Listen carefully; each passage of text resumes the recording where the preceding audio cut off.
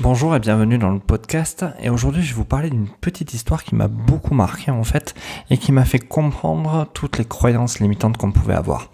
En fait, cette histoire, c'est l'histoire d'un petit éléphanteau qui apprend en fait à rester à sa place. Comment se passe en fait le dressage d'un éléphanteau dans un cirque ? Tout simplement, le dompteur attache l'éléphant à un piquet profondément enfoncé dans le sol avec une corde relativement courte. Cela déterminera en fait l'espace de vie de cet éléphanteau. Bien sûr, au départ, l'éléphanteau essaiera de rompre cette corde pour pouvoir s'échapper, retourner à son environnement. Mais au bout d'un moment, l'éléphanteau s'apercevra qu'il ne peut pas casser cette corde. Donc, il dira dans sa tête, intellectuellement, une idée s'ancrera, c'est que c'est impossible d'aller plus loin.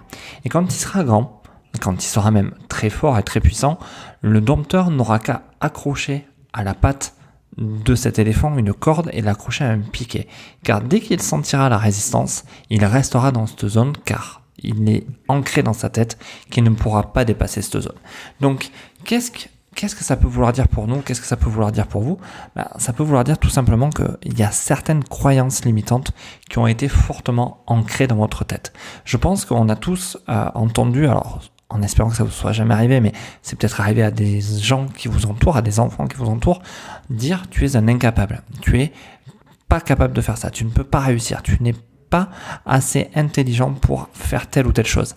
Eh bien, quand c'est dit, surtout avant l'âge de 7 ans, de nombreuses fois à des enfants, ceci les amène à croire qu'ils n'en sont pas capables.